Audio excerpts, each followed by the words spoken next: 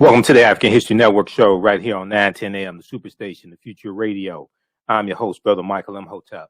It is Tuesday, June 8th, 2021, and we are live. Hope everybody's doing well today. Well, look, it's been a very, very busy day, and I got a lot of birthday wishes on social media, especially on Facebook yesterday, so thanks for all the birthday wishes. It was over 200. That came through yesterday. So I'm going back responding to a lot of them. So thanks for that.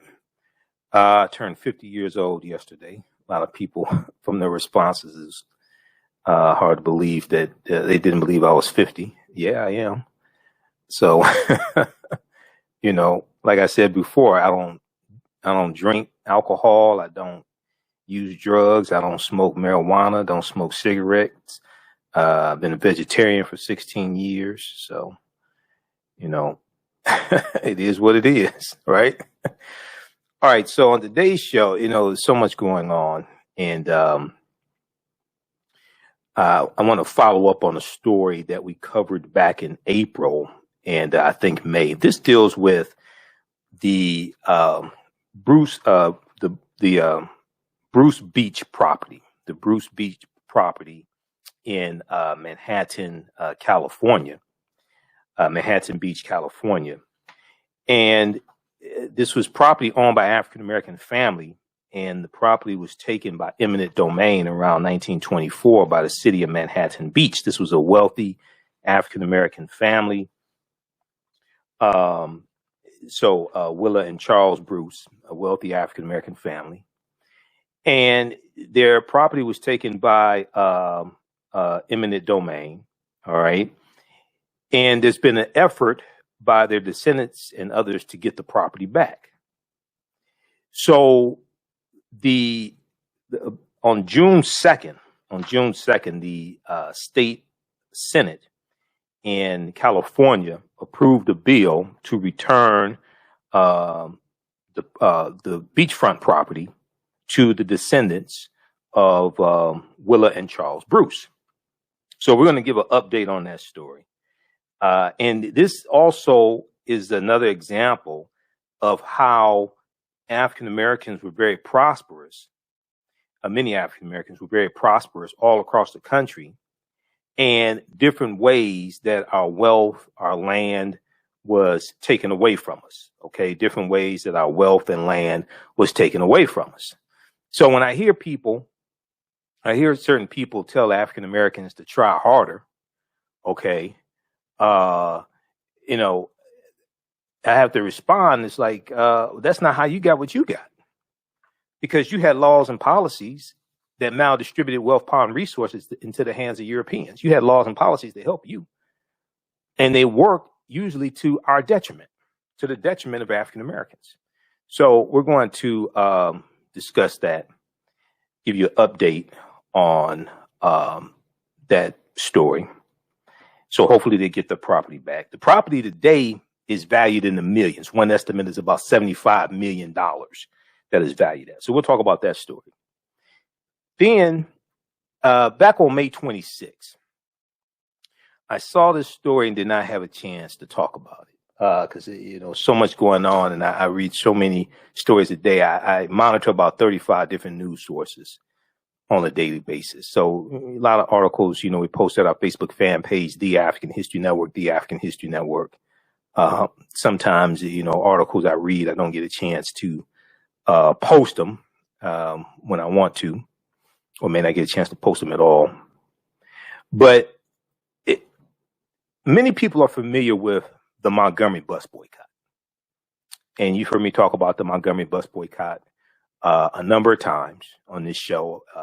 I do a lecture dealing with the dealing with the distortion of Dr. King's legacy. And in that lecture, I talk about the Montgomery bus boycott. Well, a lot of people know about that boycott, or at least a little bit about it. And that boycott started December 5th, 1955. And it lasted 381 days. It ended finally December 20th, 1956. Okay. But a lot of people don't know about the Tallahassee bus boycott that started on Saturday morning, May 26, 1956. And it was sparked by college students. It was sparked by students.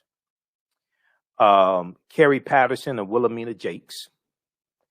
And they were students at Florida A&M, Florida Agricultural and Mechanical University, HBCU. And this bus boycott is going to last for 7 months. This bus boycott lasted for 7 months, and it changed the small city of Tallahassee, Florida, forever. And we just commemorated the 65th anniversary of the Tallahassee bus boycott, which started May 26, 1956. So we're going to talk about that as well on today's show. Now, on the African History Network show, we focus on educating, empowering, and inspiring people of African descent throughout the diaspora and around the world, because right now it corrects wrong behavior. What you do for yourself, what you do to yourself, and what you allow other people to do to you and get away with is based upon what you think about yourself. What you think about yourself is based upon what you haven't taught about yourself. What you've been taught about yourself is based upon everything you've read, heard, and seen about yourself. So when you control the radius of a man or woman's thoughts, you can control the circumference of his or her actions, because the mind can't do or teach what it doesn't know. Now, we deal with a number of different topics here on the African History Network show. We deal with current events and history and politics, education, economic empowerment, entrepreneurship, relationships, love, sex, health issues, and much, much more. So you remember, I remember to say relationships there, probably because I'm not in one. Relationships, love, sex, health issues, and much, much more. Sign up for our email newsletter. Text the word KEMET, KEMET, to 22828 to sign up for our email newsletter. Text the word KEMET, KEMET, to 22828 to sign up for our email newsletter. Or visit our website, AfricanHistoryNetwork.com, AfricanHistoryNetwork.com. All right. Shout out to everybody watching us on our social media platforms, our Facebook fan page, the African History Network. We've got Lawrence at Our Black Coin, OurBlackCoin.com. We've got Kevin watching, those watching on YouTube as well. How's everybody doing? Okay. So I will be I want to remind you, Deborah. Yeah, Deborah. Thanks, Deborah. She said happy birthday. I want to remind you, I will be in Atlanta. First time I've been in Atlanta, I think, with 2 years, because I didn't go anywhere in 2020 because of COVID-19. I spoke in Chicago for Cassiopeia and the Black Mall, February 3rd, 2020. I haven't been anywhere. Okay, so this is first. I'll be on the road. I don't know how to act. This is the first time I've been on the road in almost close to 2 years. But I'll be speaking at the Juneteenth Festival, the 3-day Juneteenth Festival and Parade, 9th annual at Centennial Park there in Atlanta. And this is Friday, June 18th through Sunday, June 20th. Okay. Shout out to Bob Johnson and Brad Lewis, who organized this event. It's a monumental task. I talked to Brad today, talked to Bob Johnson about 3 weeks ago. You've seen me post information about it, promoting it. Okay, not Bob Johnson from BET, the other Bob Johnson. Visit their website, JuneteenthATL.com, JuneteenthATL.com. This is free and open to the public. This is the Juneteenth Atlanta Parade and Music Festival. Arrested Development will be performing. Some of you all saw the flyer that I posted about Arrested Development. This is free and open to the public. I'll be speaking Saturday and Sunday, 3 p.m. to 4 p.m. at the amphitheater, and I also have a vendor booth there as well. So be sure to visit my vendor booth. I'll have my DVD lectures there. You can come talk to me, and I'll be registering people for an online course also. All right, let's jump into this story here, dealing with. I want to jump into the story dealing with the property in Manhattan Beach. Okay, now we talked about this back in April. There was a article from NBC News, a few articles that we discussed. One from NBC News, how one beach city's racial reckoning is putting California's racist history front and center.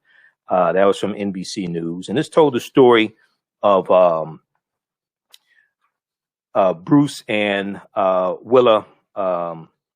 This told the story of Bruce and Willa. And these were African Americans. This is an African American couple, Willa and Charles Bruce, I should say. This is an African American couple who were property owners. okay? And they're going to buy property in 1912. They buy the property for something like $1,200, something like that. And they build this property up to be a resort, okay? It's in the affluent Manhattan Beach area. And they build this property up to be a resort for African Americans. Now, this is during segregation. And the city of Manhattan Beach is going to take their land through what's known as eminent domain. Now, Charles and Willa Bruce first purchased their land in 1912 as Manhattan Beach was becoming a popular destination for people from all over Southern California. Trolleys and trains carried their passengers from as far as Pasadena, some 30 miles away near the San Gabriel Mountains.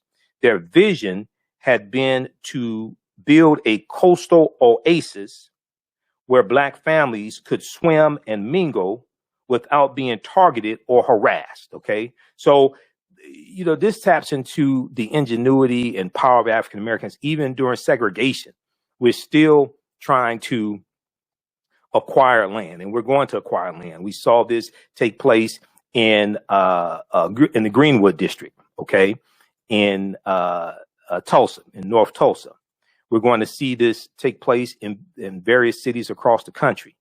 All right. And we're going to see how laws and policies from the federal government oftentimes are going to destroy what we build. Not all the time, but many times, whether it's taking homes through eminent domain, whether it's using the expressway system to run expressways through African American communities, like ran through Greenwood when Interstate 244 ran through in 1970, or Freeway 75 ran through Greenwood as well. So we're going to see things like this take place, and we're also going to see the overtaxation of property that we own, over assessing our tax liability on property that we own. We're also going to see that as a tool of taking land that we acquired as well. So it wasn't just domestic terrorism. It wasn't just the Ku Klux Klan. Okay. It wasn't just the Knights of the White Camellia or domestic terrorist organizations like this. But it was also using laws. It's using heirs property, which is one of the ways that was used to take a lot of our farmland from us. Okay. The heirs property loophole. And when you listen to people like John Wesley Boyd Jr., president of the Black Farmers Union, and you find out about the plight of Black farmers, you find out how this was used as a tool to take our land from us as well.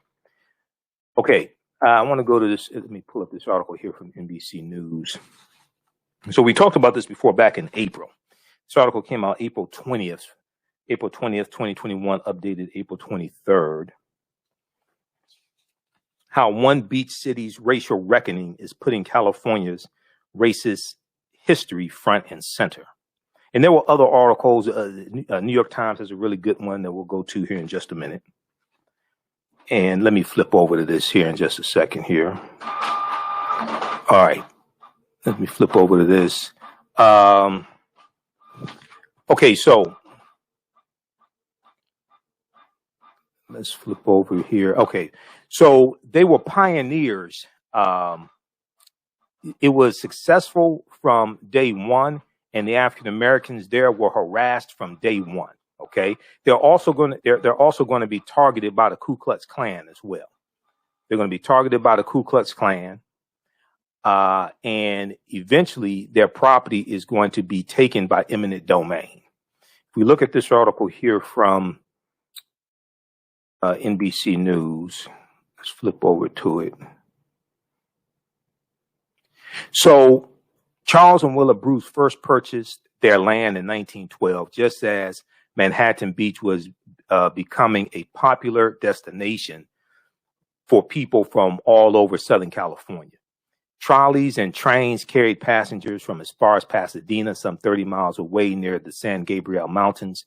Their vision had been to build a coastal oasis where Black families could swim and mingle without being targeted or harassed, where Black families could swim and mingle without being targeted and harassed. Okay, they were pioneers. It was successful from day one, and African Americans there were harassed from day one. Now, the resort included everything typical of a beach getaway: a changing room, dining room, residences, and even a dancing hall. Willa Bruce, the wife, ran the popular cafe and entertainment offerings, while her husband worked as a chef on a train dining car. They purchased the land for $1,225. Okay, they purchased the land for $1,225. Now, despite being located on a remote part of the coast, the Bruces were targeted by the Ku Klux Klan and other racist organizations and other racist people as well, white supremacists. City ordinances were passed to make it more difficult for outsiders to visit the beach. So they're being targeted by the city, by laws as well. Okay.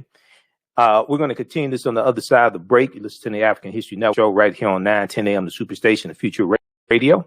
I'm your host, Brother Michael Imhotep. We'll be back in a few minutes. Hi, I'm Joel Wilson, President and CEO of JCW Computer Consulting, LLC, a technology implementation firm with over 20 years of satisfying customers. We offer a full spectrum of industry top-tier branded services. We are an authorized partner or reseller for Lenovo, Zoom, T-Mobile, Microsoft 365 and Surface tablets, Google Workspace, Acer, Asus, Samsung, PCmatic security software, and many more. Our online store features laptops, Chromebooks, computers, printers, accessories, and software.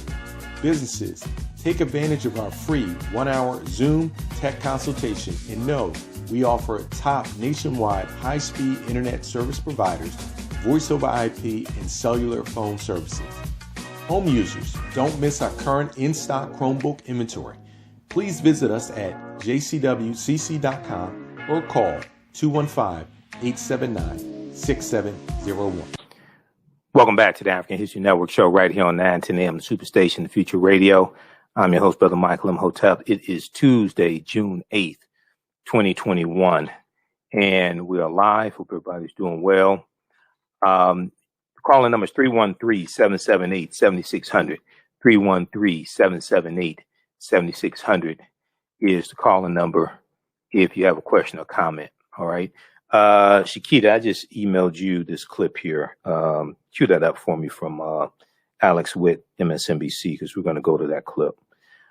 Okay. 313-778-7600 is the calling number if you have a question or comment. So right before the break, I was doing an update on this story that we covered here a number of times. And this deals with beachfront property in Manhattan Beach that was owned by Charles and Willa Bruce, purchased in 1912 for $1,225. And they built it up into a resort for African Americans. They were a wealthy African American couple. The land was taken about 1925 by the city of Manhattan Beach through eminent domain. They wanted the land. The city wanted this land. And today, one estimate is that the land is worth about $75 million. Okay. But the state Senate on June 3rd, I think it was, the state Senate of California passed a bill to return, June 2nd, passed a bill to return the land. Now, it still has to go through the state assembly, which is like the state House of Representatives. It still has to go through that, but this is a big step forward in this multi-million-dollar real estate property being returned to the descendants of Charles and Willa Bruce. So I want to go back to the article here from NBC News that we were looking at right before the break. So they purchased the land for $1,225 in 1912. Okay. Despite being located on a remote part of the coast, the Bruces were targeted by the Ku Klux Klan and other racist organizations. City ordinances were passed to make it more difficult for outsiders to visit the beach, including making it illegal to change clothes in a car or park. The KKK slashed tires, according to this article, it says for more than 1 hour. The KKK slashed tires and even left a burning mattress outside a property belonging to the Bruce family. So they were harassed by the Ku Klux Klan. And we know the Klan is going to have a rejuvenation also in 1915 because of the movie The Birth of a Nation and Reverend William Joseph Simmons, who starts the second incarnation of the Ku Klux Klan. And that plays a big part in what takes place in 1921 in Tulsa, Oklahoma, because Oklahoma had a growing Ku Klux Klan membership, and they're going to heavily participate in the Tulsa Race Massacre. Now, the Ku Klux Klan slashed tires and even left a burning mattress outside a property belonging to the Bruce family. Now, similar harassment was experienced in other parts of the county, including a Santa Monica beach, pejoratively dubbed Inkwell, according to Jefferson as well. And the Jefferson they are referring to is, I think this was a spokesperson. Let me go back to that here. Okay, I'll find it here. I have to find that reference. Okay, but anyway, let's continue here. So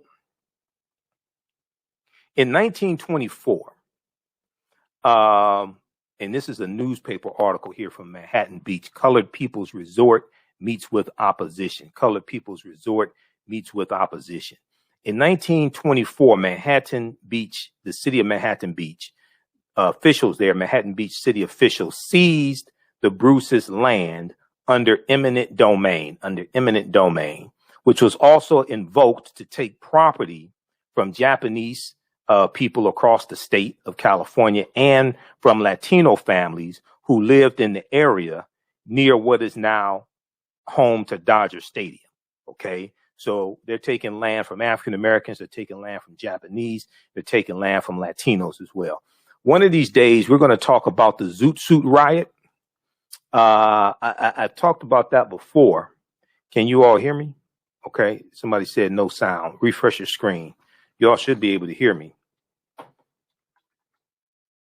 Refresh. Yeah, refresh your screen if you can't hear me. Okay. One of these days soon, we're going to talk about the Zoot Suit riot, which occurred. We just had the anniversary of that, and I've posted about it before. And when it comes to, so you have to understand, as a historian, I study history holistically. I just don't study African history or African American history. You have to understand history holistically and understand how the history of different people intersect. So when I look at U.S. history, I don't just look at African American U.S. history, because we're living in a country controlled by Europeans, and who's passing the laws and policies, et cetera, and who has historically done that. So you have to look at things holistically to be able to understand really how they impact you. There was a story from the Zen Education Project from, let me see, what date was this? This was sometime in May, because I saw it in their this day in history. Let's see, let's go back. It was late May. And I've posted about this before. It's a piece of history a lot of people don't know about. So we're going to have to deal with this in the next few days. National, which one is that? Great Immigration of the Oregon Trail. Hold on, let me find it here. Because these histories intersect. And it gives you a better understanding of the history of this country. The Sedition Act, 1918. Where is that? Okay, I'm gonna have to go back and find it. It may have been early May, but I saw it, and I've talked about it before, but I didn't get a chance to talk about it here. Okay, Chinese Exclusion Act. We'll have to talk about the Chinese Exclusion Act of 1882 also. That was signed May 6, 1882. Okay, I'll have to go back and find it.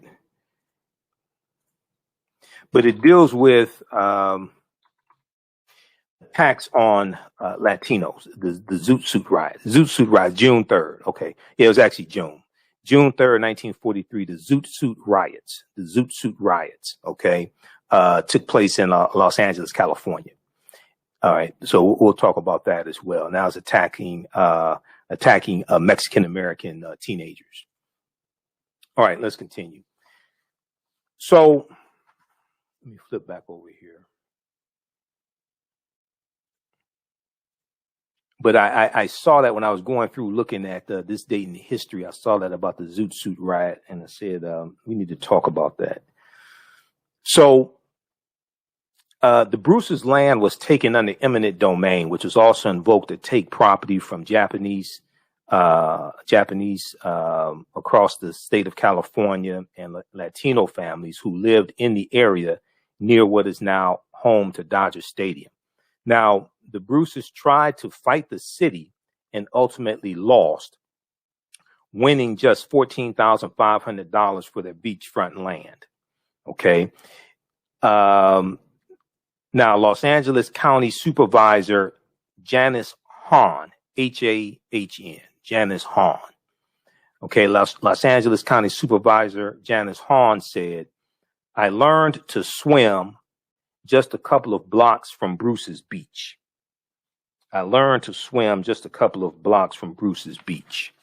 I'm embarrassed that I did not know the story and how much pain it caused the Bruce family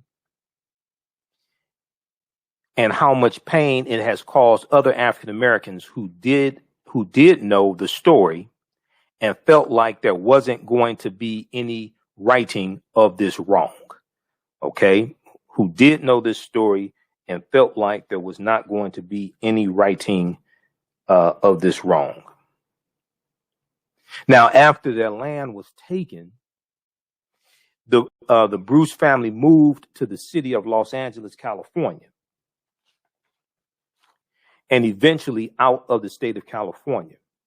Their descendants are now scattered throughout the country, some living at or below the poverty line, despite once owning land that is now thought to be worth several millions of dollars, said Chief Dwayne Yellowfeather Shepard, family spokesman and a distant relative of Charles and Willa Bruce.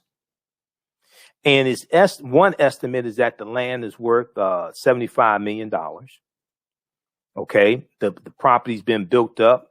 You have a lifeguard station that's on the property now. Now, if they do return this land, if the state of California does return this land, which they should, you can't return the land and then say, okay, you owe us 50 years worth of back property taxes. As far as I'm concerned, the land should be property tax free. They should not have to pay property taxes ever again on this land. Okay, when you return that to the family, they should not have to pay property taxes ever again. All right.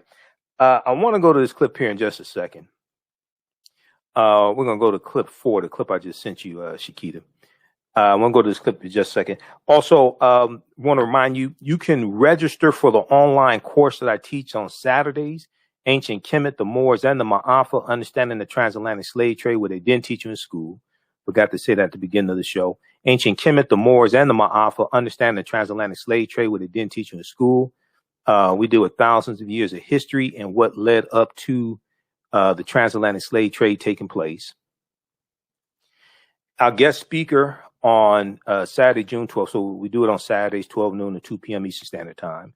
It's a 10-week online course that I teach. Our guest speaker on Saturday, June 12th, is going to be Dr. David Imhotep, author of the book, The First Americans Were Africans, Documented Evidence. The First Americans Were Africans, Documented Evidence. So he's going to deal with the premise of his book. He'll deal with the African presence in the Americas going back at least, based upon archaeological evidence, going back at least 51,700 years ago. He'll deal with the discovery made in Allendale County, South Carolina in 2004 by Dr. Albert Goodyear, who's an archaeologist at the University of South Carolina. And there was 13 types of evidence documenting an African presence in South Carolina dating back at least 51,700 years ago. So you can still register for the online course. We do it live. All the sessions are recorded. You can go back and watch it over and over again. As soon as you register, you can watch the class from this past Saturday. Class is 54% off now because we're about halfway through the class.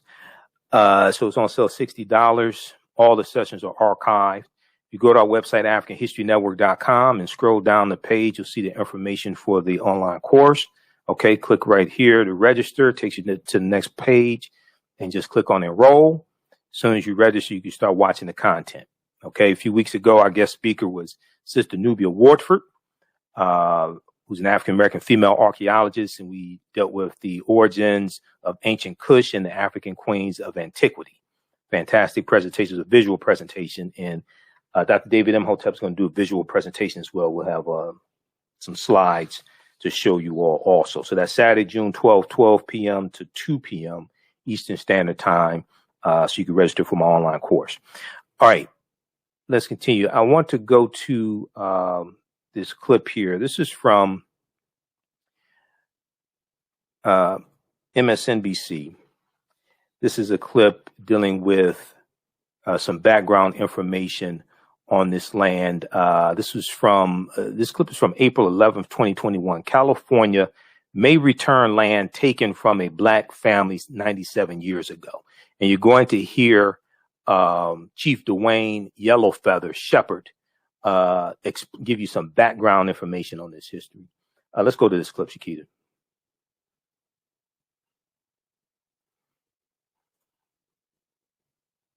To correct a historic injustice when oceanfront property was seized from a black family almost 100 years ago. Here's coverage of the story from June 27, 1912. The headline there, Colored People's Resort Meets with Opposition. The photo shows Willa Bruce. She bought the Manhattan Beach property, her family's first plot of land, for $1,225. She and her husband set up a resort that became popular with black beachgoers. Her family was forced off the land when it was seized under eminent domain, but her descendants have been fighting to get Bruce Beach back ever since. Joining us right now is Chief Dwayne Yellowfeather Shepherd, historian and designated spokesman for the Bruce family. Chief, thank you so much for being with us on this. A major development came last Friday. What are you hearing from Los Angeles County? Well, Supervisor Janice Hahn has announced that she would like to see the land given back to the Bruce family. The present building there is the lifeguard training facility, and it is owned by the County of Los Angeles, which is the only part of the beach area that is owned by the county. And it just so happens it's sitting directly on our land that was owned by our matriarch, Willa Bruce and Charles Bruce. So she's proposing legislation along with Senator Steve Bradford and Supervisor Holly Mitchell to remove a clause that says that the county cannot transfer the land without first giving it back to the state.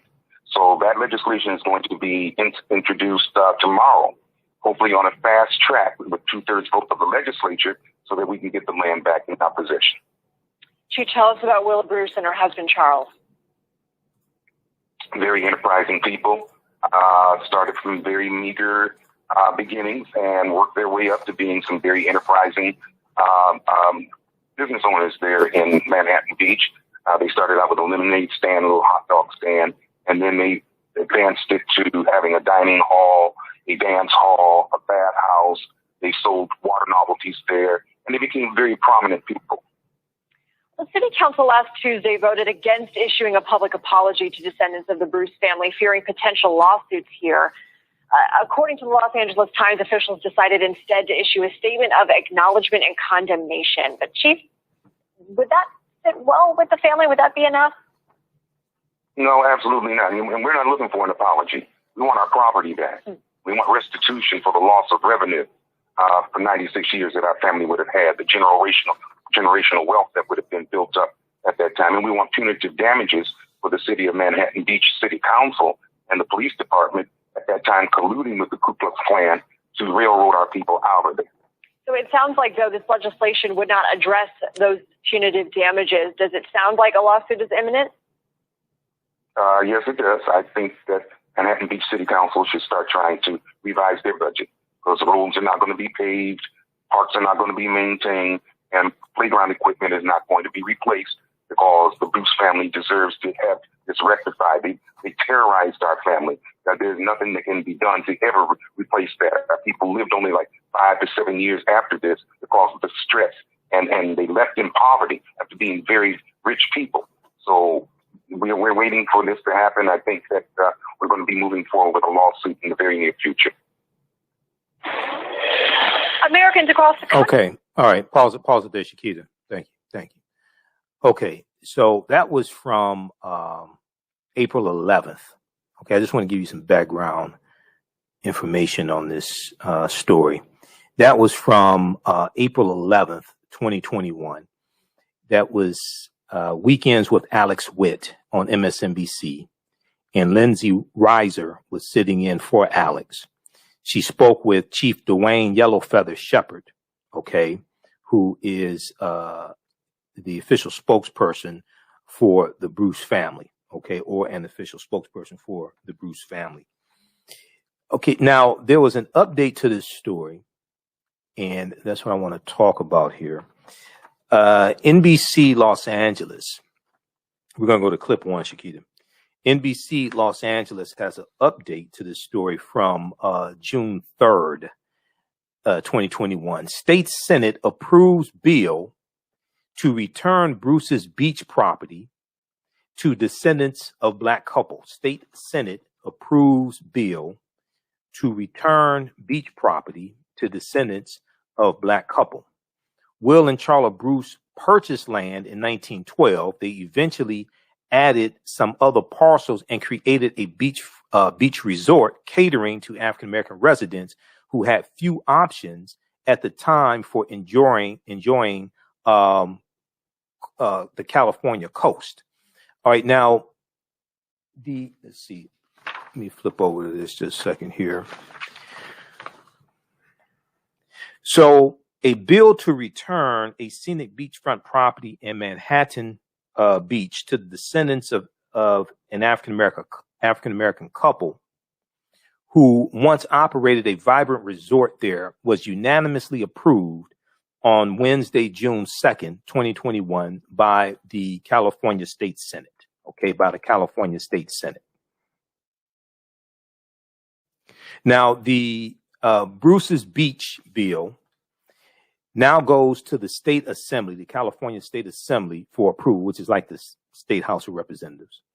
The long-awaited legislation would return the property to the Bruce family after nearly a century. Now, once again, they need to return it back and say you don't owe back property taxes because, we don't want them to say, oh, you owe 50 years back property taxes. And as far as I'm concerned, they should never have to pay property taxes again for what happened to them and their family, etc.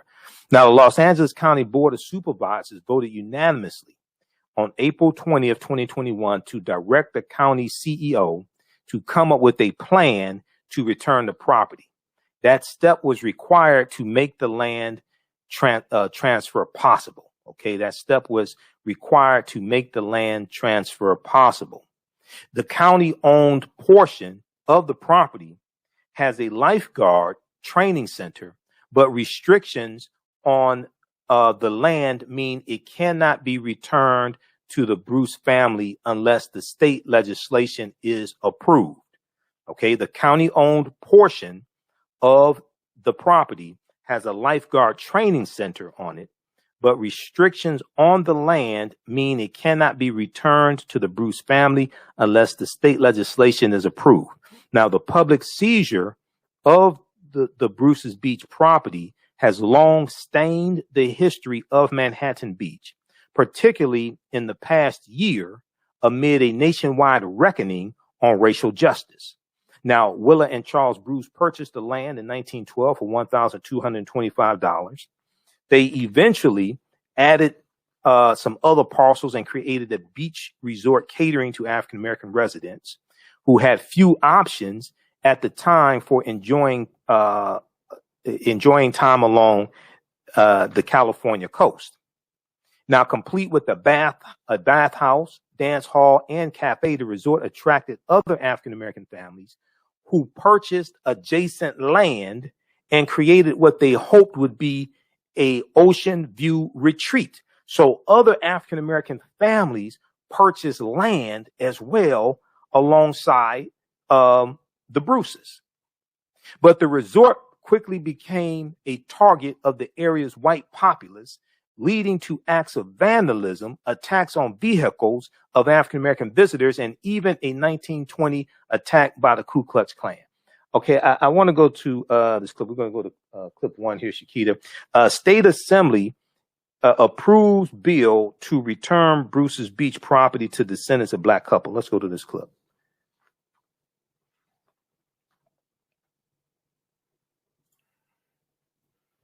And take it off mute. Beach could soon be It's a beautiful park with a stormy past. Bruce's Beach could soon be returned to the descendants of its owners thanks to a bill that is now moving forward in the state Senate. NBC4's Angie Crouch has reaction now from the people who worked hard to make all of this happen. For 97 years, the Bruce family has been trying to regain ownership of this oceanfront property in Manhattan Beach. In 1912, Charles and Willa Bruce bought the land and built a thriving resort for African Americans at a time when many black people had limited beach access. But they faced harassment from their white neighbors, and in 1924, city leaders in Manhattan Beach used eminent domain to take the property, leaving the Bruce family destitute. The land was eventually given to LA County, which has agreed to return it pending state approval. Today, state senators approved that bill to allow the county to return the land to descendants of the Bruce family. The bill still has to pass the state assembly before it's final. This is a great first step forward for the Bruce family to finally get justice. Today, a spokesman for the Bruce family told us he's grateful that justice appears to be coming after all these years. One step closer to getting the possession of the land, which was illegally taken from us, is a great relief for us.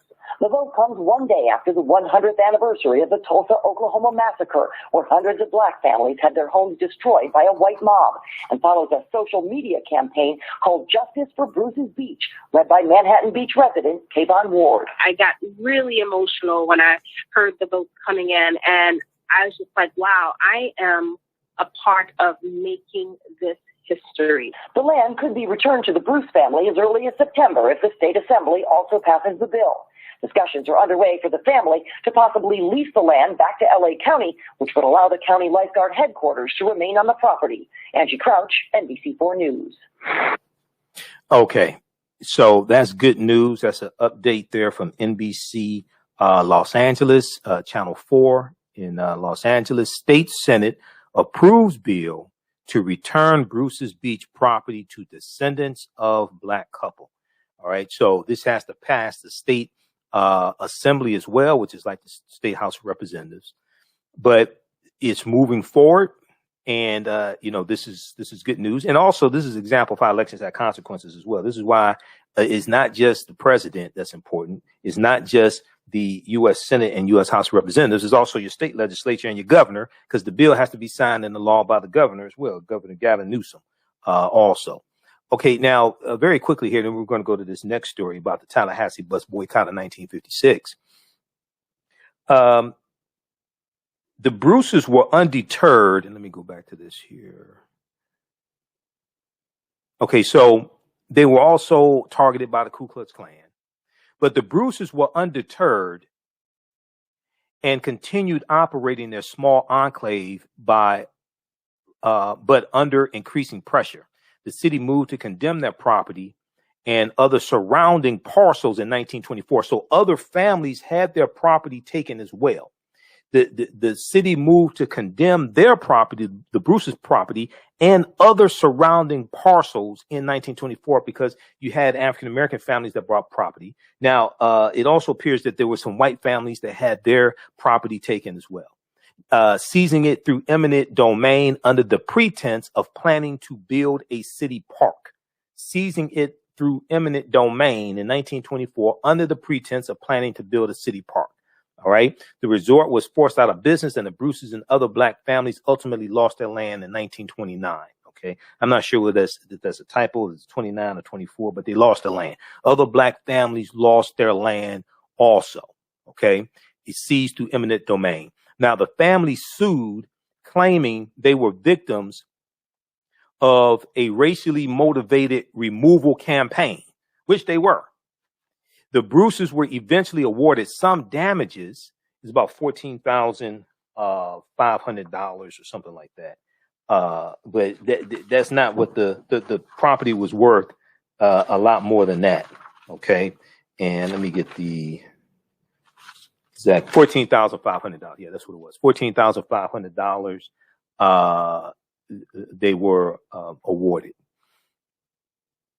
So the Bruces were eventually awarded some damages, as were other displaced families, but the Bruces were unable to reopen their resort anywhere else in town, despite the city claiming. Now check this out.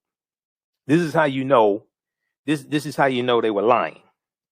Despite the city of Manhattan Beach claiming the land was needed for a city park, the property sat vacant for decades. See, this is why the Bruces were saying they were the victims of a racial campaign, racially motivated removal campaign. Okay, later it's going to be called Negro removal or urban renewal. But here they took the land through eminent domain. They said we need the park for the children and all this stuff, and then the land sat vacant for decades. Well, why'd you take the land then if you need it for a city park?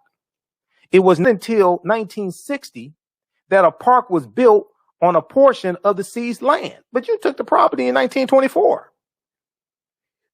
With city officials fearing, now pay attention to this, with city officials fearing the evicted families could take new legal action if the property was not used for the purpose it was seized for about 40 years prior. So then they decided to build a park. They said, look, we told them that we had to take this land back in 1924 to build a park. OK, so in 1960, let's go ahead and build this park because they can sue and say we took their land under false pretenses or what have you. So let's go ahead and build this park. 40 years later, the little kids now have grandchildren that we're going to build a park for. But we're going to go ahead and build it anyway. See, this is why when you have people, some white people, who say systemic racism doesn't exist, and then when you try to put laws and policies in place to address systemic racism, like the $4 billion in loan forgiveness for African-American farmers and Hispanic farmers, et cetera, in the $1.9 trillion American Rescue Plan that no Republicans voted for, and you try to address decades of discrimination against African-American farmers, and they call the remedy racist.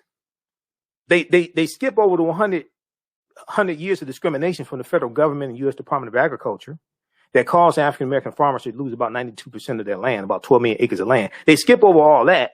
They call the remedy. They call a remedy racist. They ain't called the past 100 years racist. The exact parcel of the land the Bruces owned was transferred to the state and the county in 1995. The city park that now sits on a portion of the land seized by the city has had a variety of names over the years, but it was not until 2006 that the city agreed to rename the park Bruce's Beach and honor the evicted family. That's okay. They named it after Bruce's Beach. Okay. He said, you can keep the name, just give us back the land. The honor, however, has been derided by critics as a hollow gesture toward the family. Okay. Yeah, it is. It's very hollow. Okay. All right. So read this article here. State Senate approves bill to return Bruce's Beach property to descendants of black couple. All right. Well, those watching on our Facebook fan page, The African History Network, The African History Network, and our YouTube channel, Michael Imhotep, IMHOTEP. Keep watching. We're going to keep broadcasting for a few more minutes here. If you'd like this type of information, you can support the African History Network, $ the AHN Show through Cash App, $ the AHN Show through Cash App, or through PayPal, paypal.me/the AHN Show, paypal.me/the AHN Show. We're here 6 days a week. This helps us keep doing the research, stay on the air, finance the show, keep broadcasting. This will help me get to and from Atlanta because I'm speaking in Atlanta for the Juneteenth Festival, Friday, June 18th through Sunday, June 20th at Centennial Park. So visit JuneteenthATL.com for more information. I'll be speaking there Saturday and Sunday, 3 p.m. to 4 p.m. at the amphitheater. We have the graphic up here to help you all. $ the AHN Show through Cash App. That's mine. And when you go to, that's our Cash App tag. And on our account, it says Michael, and it shows my picture. These other ones here are fake. These are not African History Network Cash App accounts. These are fake ones somebody set up. I already reported them to Cash App. If you sent money to the fake accounts, there's a process through Cash App. You can go through and let them know that you were scammed, ask for your money back, and you can send it to us if you like. All right. Also register for my online course. I teach on Saturdays, 12 noon to 2 p.m. Eastern Standard Time. Visit AfricanHistoryNetwork.com, AfricanHistoryNetwork.com. Our guest speaker Saturday, June 12th, will be historian Dr. David Imhotep, author of the book, The First Americans Were Africans, Documented Evidence. Okay, we're out of time here. Remember, right now it's correct wrong behavior. It's not over till we win. Wakanda forever. And we'll talk to you tomorrow. Peace. Okay, stand by. All right, let's deal with this. I want to deal with this a little bit, this other story. We ran out of time here. But dealing with the Tallahassee Bus Boycott of 1956. We're going to talk about that for a little bit, and we'll probably talk about this some more on our show tomorrow, because I want to make sure we're only on 9-10 a.m. the Superstation WFDF for the first hour of the show, but I want to make sure the people in Detroit hear this, and those who are listening on iHeartRadio, I want to make sure they hear this story as well. Okay. How's everybody doing? Share this broadcast on social media platforms. Invite your friends to tune in also. Okay. We've got Anthony, Loretta, just a few of the people watching. Sharon. Okay, let's go to this next story here. So I saw first saw an article dealing with this, and I heard about this bus boycott some years ago when I was doing research on the Montgomery bus boycott. Okay, but I haven't seen a lot of information on this boycott. So I saw a article from the Zen Education Project dealing with this day in history. And it deals with the Tallahassee bus boycott. It started May 26, 1956. May 26, 1956. So we just commemorated the 65th anniversary of the Tallahassee bus boycott. Now, this boycott lasted 7 months and is going to change the small city of Tallahassee, Florida. At the time, it had a population of 38,000. It's going to change the city forever.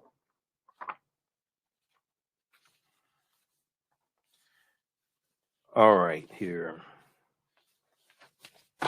Just a second. So it's going to change the city forever.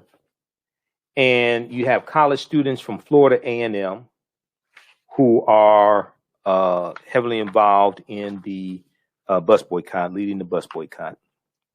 So there's also an article from Tallahassee.com. Tallahassee.com. I want to pull that up as well. It's an extensive article. This one is from May 23rd, 2016. From Tallahassee.com. I was reading today to get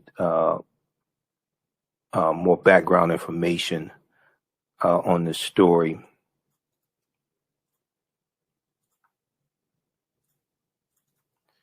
Okay, let's look at this. So on May 26, 1956, Wilhelmina Jakes and Carrie Patterson, both students from Florida Agricultural and Mechanical University, better known as Florida A&M, FAMU, they sat down in the whites-only section of a segregated bus in Tallahassee. When they refused to move, the bus driver pulled into a local service station and called the police. The Tallahassee police arrested both students, charging them with placing themselves in a position to incite a riot. Placing themselves in a position to incite a riot. They didn't charge them with inciting a riot. They charged them with placing themselves into a position to incite a riot. Now, in response, students at Florida A&M organized a campus-wide boycott of the city buses that attracted the support of local community members. One local community leader, Reverend C.K. Steele, helped establish the Inter-Civic Council, the ICC, to coordinate the boycott, the Inter-Civil Council. Like the Montgomery bus boycott, the organization created a carpool system to provide alternative transportation for local residents and students. And when you study the Montgomery bus boycott, this is something that they did. And they had a system of about 300 cars, carpool system of about 300 cars. But this is something that they learned from the Reverend T.J. Jemison and the Baton Rouge, Louisiana bus boycott of 1953. Okay, the Baton Rouge, Louisiana bus boycott of 1953, led by the Reverend T.J. Jemison. And that boycott lasted 8 days. That boycott lasted 8 days, and it served as a template for the Montgomery bus boycott. So Dr. King and E.D. Nixon, who was a past president of the NAACP, they're calling the Reverend T.J. Jemison for guidance on how to navigate with the Montgomery bus boycott.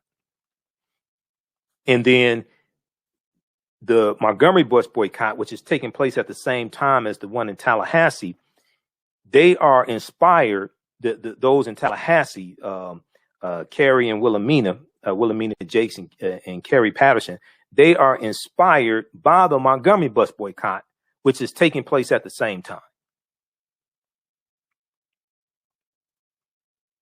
So let me go back to this here. All right.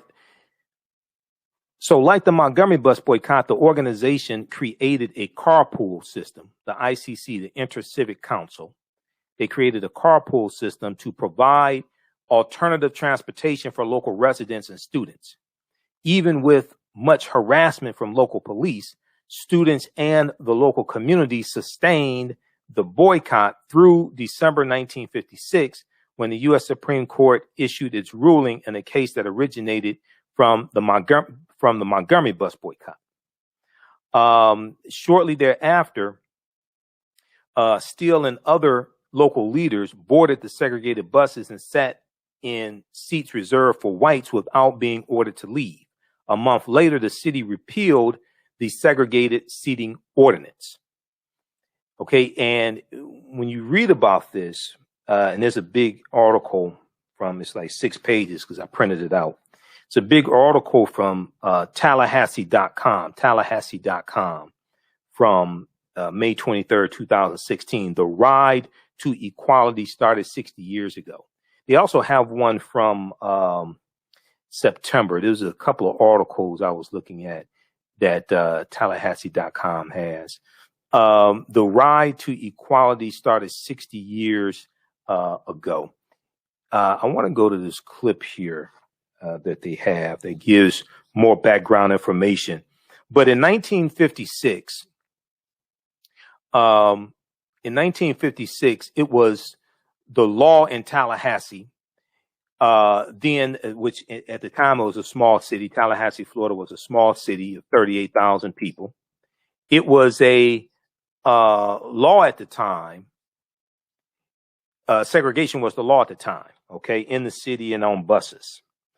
1/3 of the population of the 38,000 people, 1/3 were African Americans, and they were confined to menial jobs or professional positions within the African American community.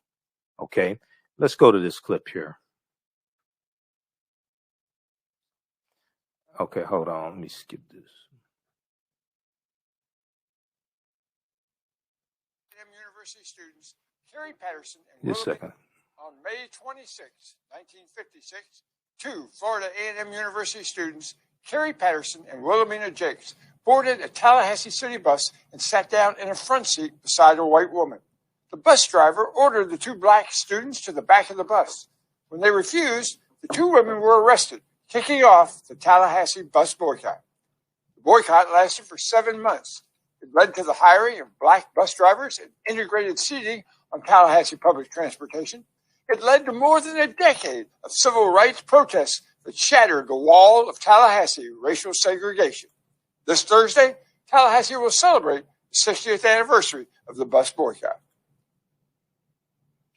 I think the bus boycott necessary force bring attention to the issue. Also to pull the people together one time from all walks of life, from all professions and different roles and even religious connections. But it also prompted many of the more progressive or liberal minds to get together and deal with some of the issues in a way in which they had not been dealt with before. I think that's the important thing, mostly about the movement of the boycotts. Also, the fact that the boycotts prove that something could change, something could happen. One of the chief figures of the Tallahassee bus boycott was Henry Steele's father, the Reverend C.K. Steele, who led the Inter-Civic Council and went on to help found the Southern Christian Leadership Conference and become one of the icons of the civil rights movement. I think my dad was the person for that time here in Tallahassee. He was well connected across the country with ministers and leaders and across denominational lines.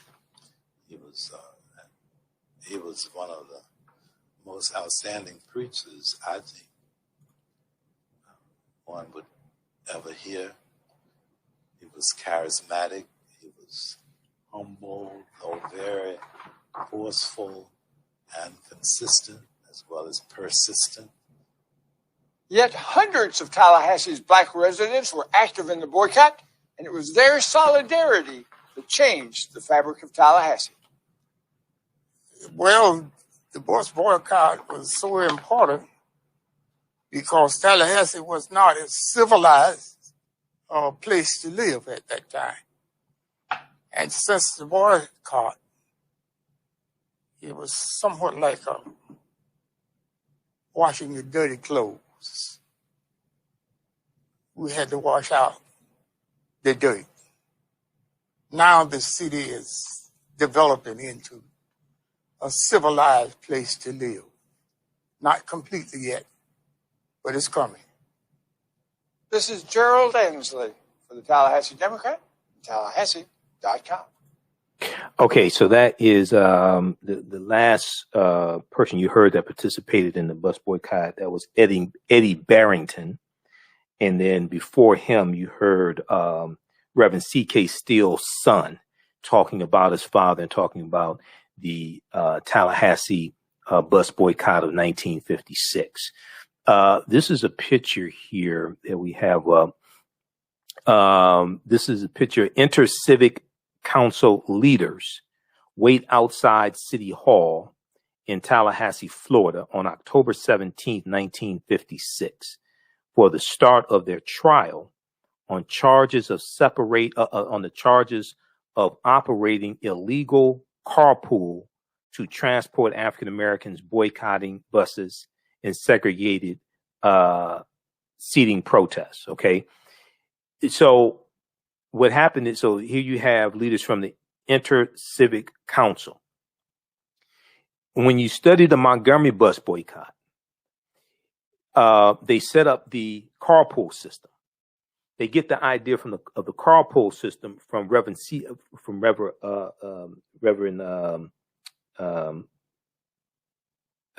Jemison.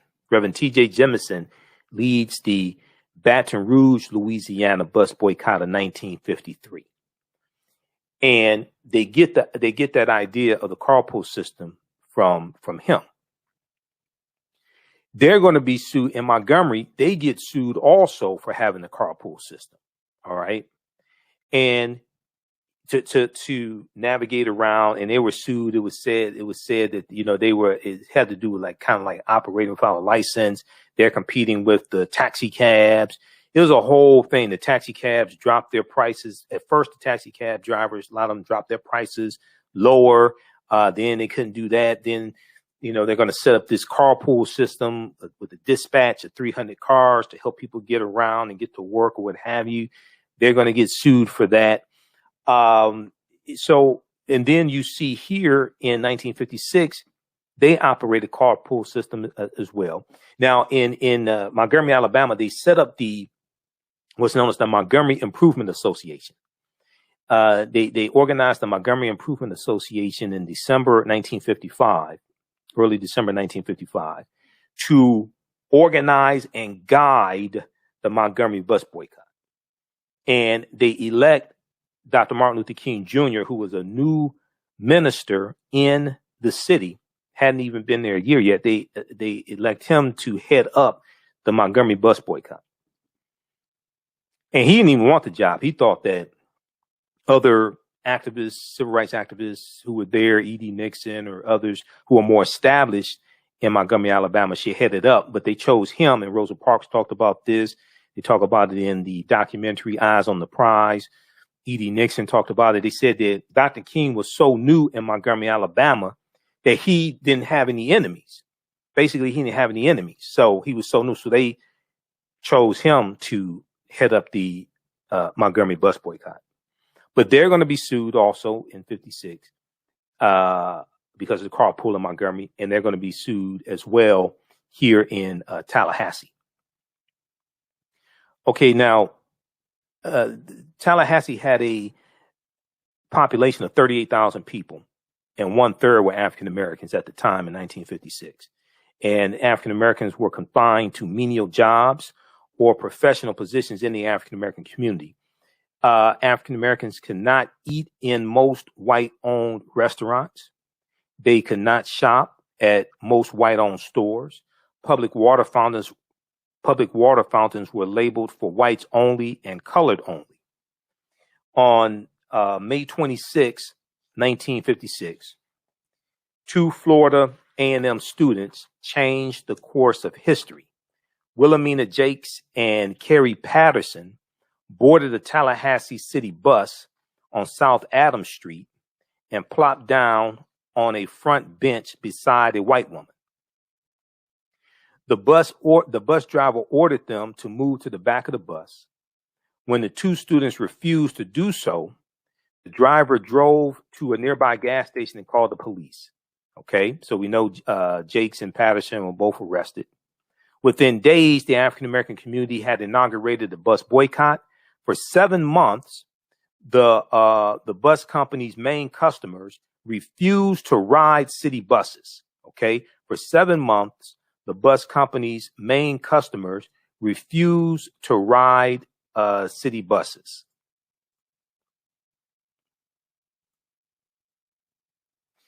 The boycott attracted national attention. It led to the arrest of 26 people and 2 temporary shutdowns of the bus company. And it changed Tallahassee, Florida forever. Now, Glenda Rabby, R-A-B-B-Y, author of the book, The Pain and the Promise, The Pain and the Promise, which is the seminal book about the Tallahassee civil rights movement. She said, quote, "It is impossible to overestimate the significance of the bus boycott in Tallahassee civil rights history. It is impossible to overestimate the significance of the bus boycott in Tallahassee civil rights history." She said, quote, "It was the first organized protest and successful challenge to racial segregation and discrimination in the city of Tallahassee, Florida. The boycott helped to sow the seeds of discontent that would eventually flourish in a protest movement against the very foundation of Southern society, the unjust laws and customs designed to perpetuate and enforce racial inequality." So this is the seeds of that. This bus boycott in 1956, launched by two college students from Florida A&M University, inspired by the Montgomery bus boycott. Now, May 26th, we just commemorated the 65th anniversary of the beginning of this bus boycott, which started May 26, 1956.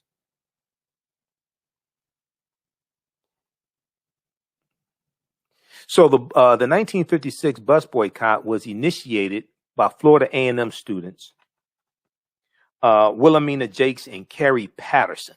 And you see the picture up here of them. They were arrested on Saturday, May 26, 1956. On Sunday night, a cross was burned in the front yard of the home near campus where they rented rooms.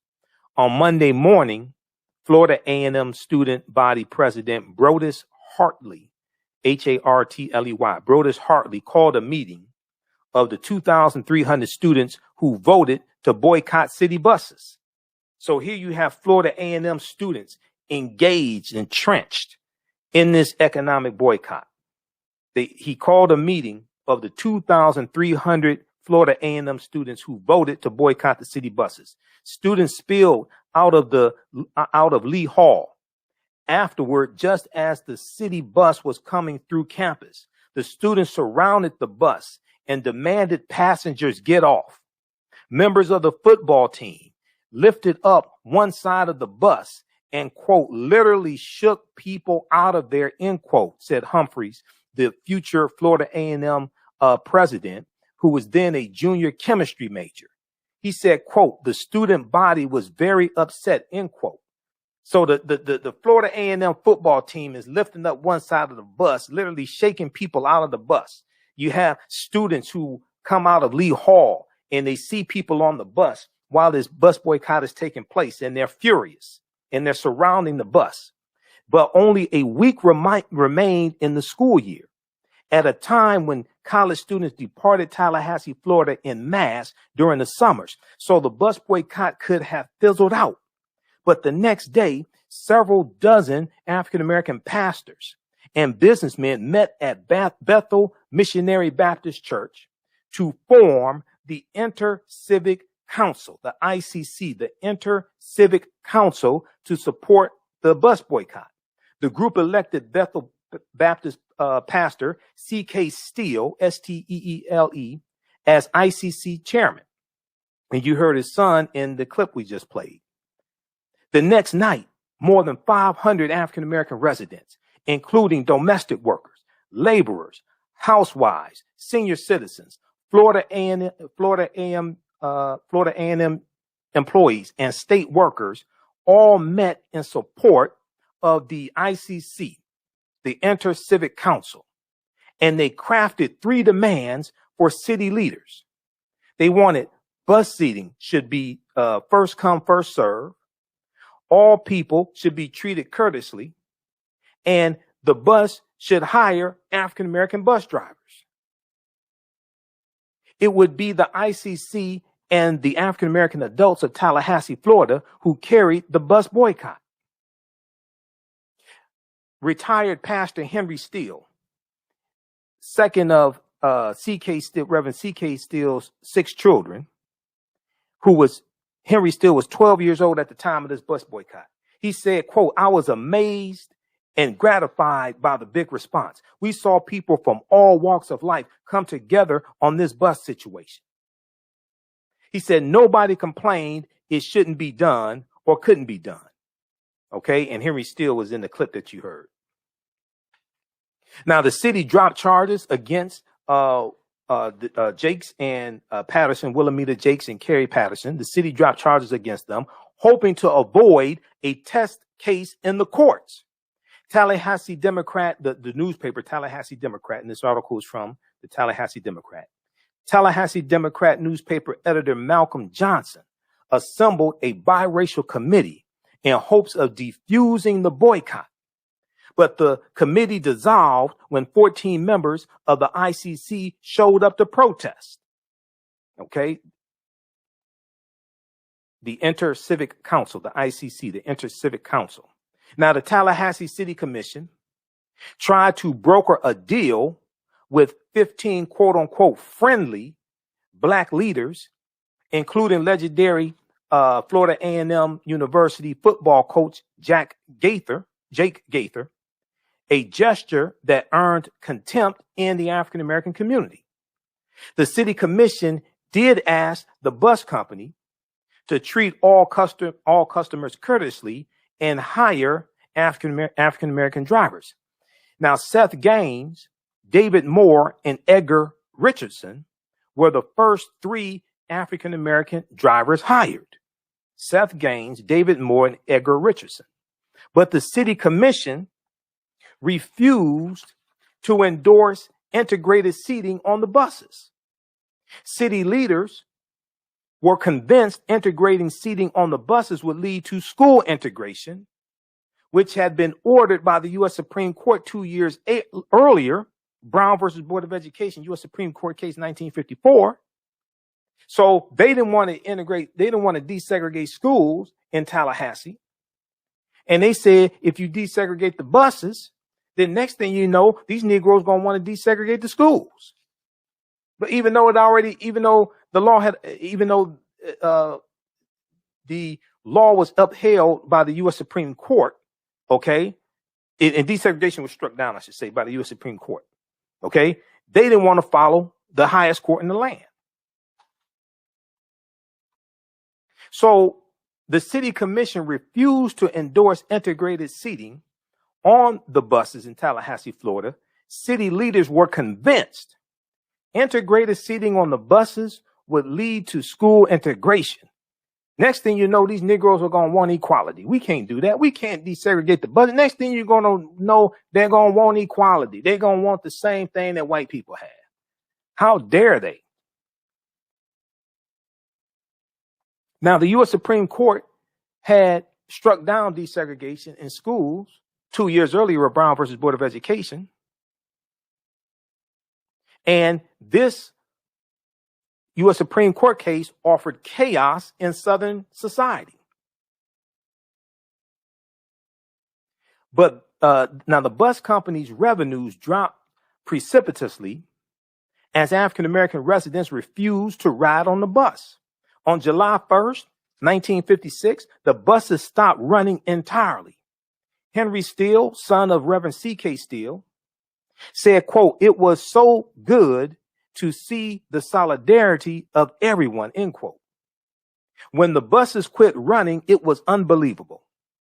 It was a very good sign we were making inroads. It was a very good sign we were making inroads. This is an economic boycott that lasted 7 months. The Montgomery bus boycott lasted 381 days. It lasted basically 12, 13 months, 381 days, the Montgomery bus boycott. The Tuskegee economic boycott of 1957, Tuskegee, Alabama economic boycott of 1957 lasted 4 years. That lasted to 1961. That was not even talked about a lot. That lasted 4 times as long as the Montgomery bus boycott, the one in Tuskegee, Alabama. That was over voting rights because the state legislature had redrawn the district of Tuskegee, Alabama to that. And when they redrew the district through gerrymandering, it resembled a 26-sided salamander. I ain't making this up. This is it. They redrew the district, and it resembled a 26-sided salamander. When you research this, because I have, this is what they said, and they redrew the state legislature, redrew the district in a way that locked out all except, I think, about 400.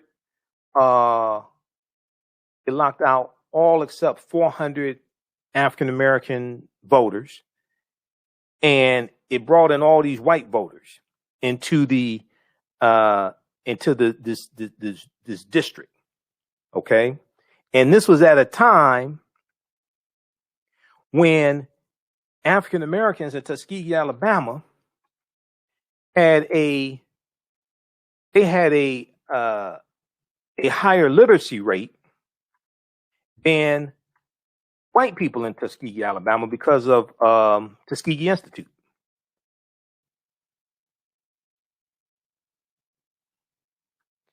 You can look at this article here. I've talked about this before. I talked about this actually a few years ago on Wake Up with Steve Hood when I used to be on the morning show here in Detroit on 9:10 a.m. the Superstation WFDF.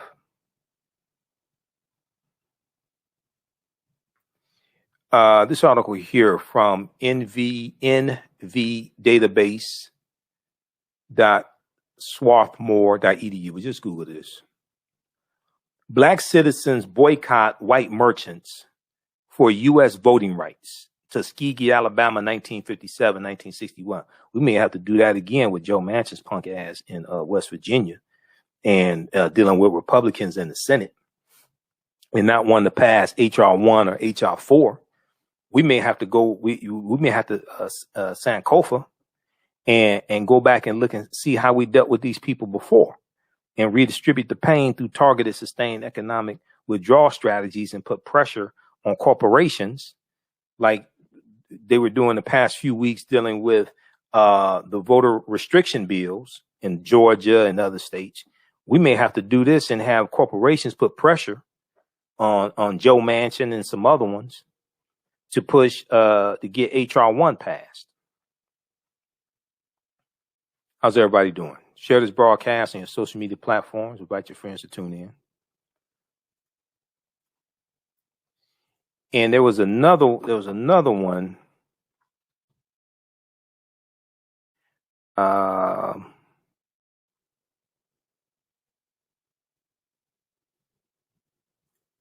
Will this one come up? This article come up here? This one from the New York Times.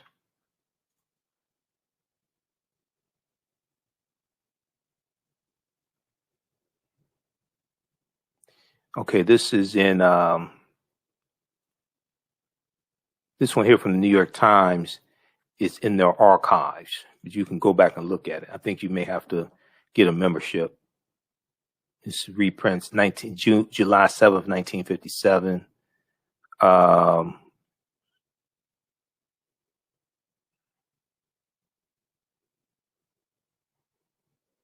Is this the same one? Tuskegee, Alabama, June, 2-week-old Negro economic boycott. Okay, I think this may be part of it. I think they started the boycott back up. I'm not sure if this is the same one. I think it is. Negroes stopping Alabama boycott. Leader of Tuskegee economic strike says aim is achieved, but redistribution is set. I think that was premature because this one lasted 4 years. This boycott lasted 4 years. Let me see here.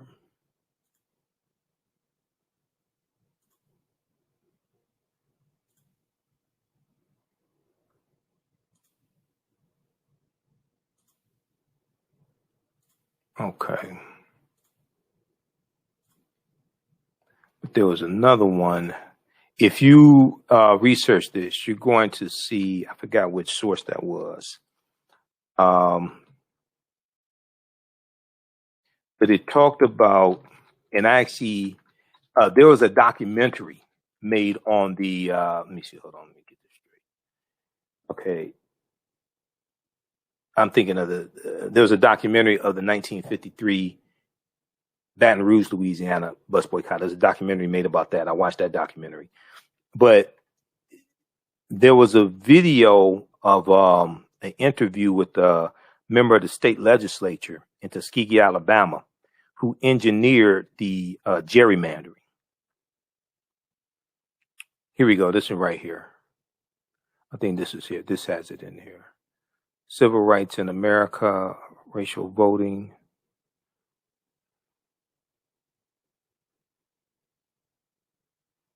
Okay, that's one of them.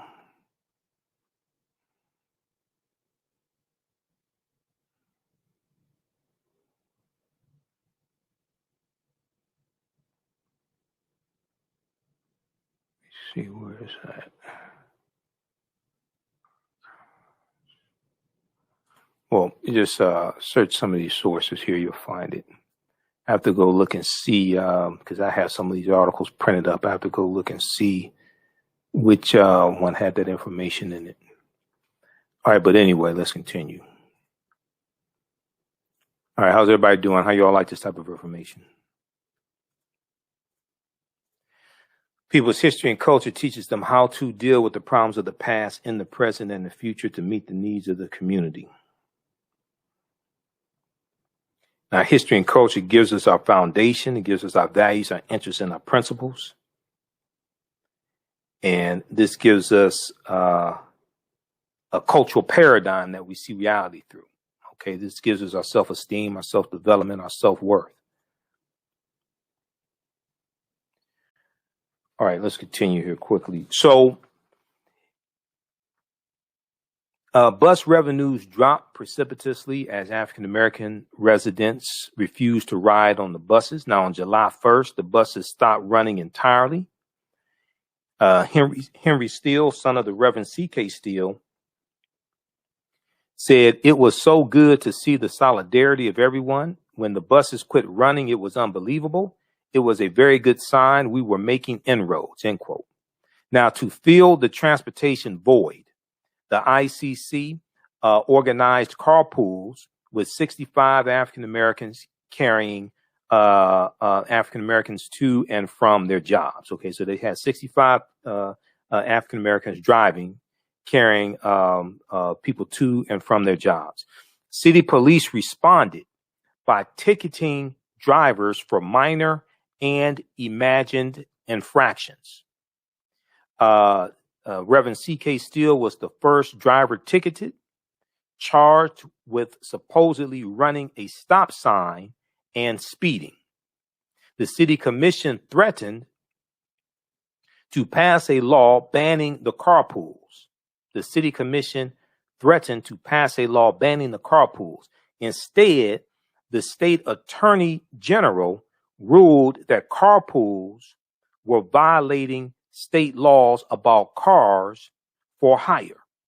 They ruled that carpools were violating state law regarding cars for hire, because it probably had to do with something. See, with taxi cabs, they have to have a license. Usually that license comes from the state. Okay, there's state regulations around taxis, and with the carpool, there are no state laws. I mean, there are no. You don't need a license or anything like that. Okay, so it's probably had to do with the fact to say, okay, you're in violation of state law. You don't have a license to carpool, and there's also competition for the taxi cabs.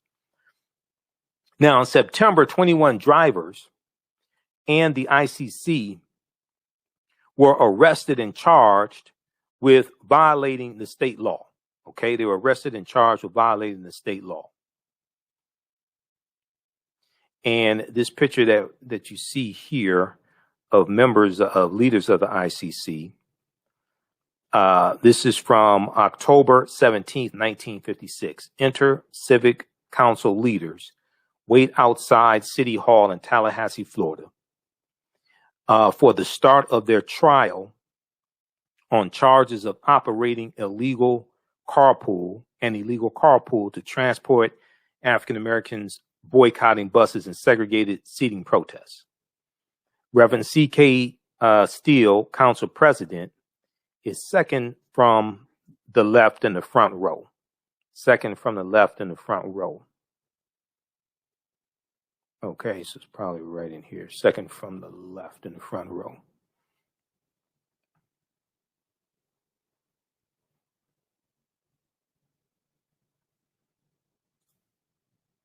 Okay, probably right there. Second from the left in the front row.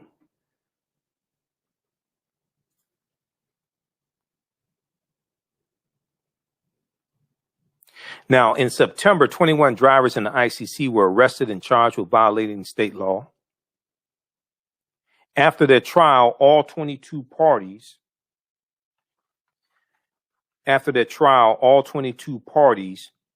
were convicted by City Judge John Rudd, R-U-D-D, and each person was sentenced to a fine of $500 and 60 days in jail. City Judge John Rudd suspended the jail sentences but left the fines in place. Now, ICC member Dan Speed, S-P-E-E-D, owner of a Frenchtown grocery store, paid the $11,000 in fines. Okay. He paid, ICC member Dan Speed paid the $11,000 in fines. Reverend C.K. Steele spent several years speaking around the nation to pay off the $11,000. Okay. So, you know, you have to have, I remember before Andrew Young talking about the civil rights movement, the boycotts and the marches and things like this. And he said that, even Dr. King said this. He said, we don't want everybody marching with us because somebody's going to have to bail us out of jail. Okay. We don't want everybody marching with us because somebody's going to have to bail us out of jail. And this is one of the reasons why, it's important to have economic empowerment, important to have businesses, because you're going to need money to finance these movements. And you needed people to bail people out of jail. Okay. You need African-American business owners and things like this and entertainers to donate money to bail people out of jail.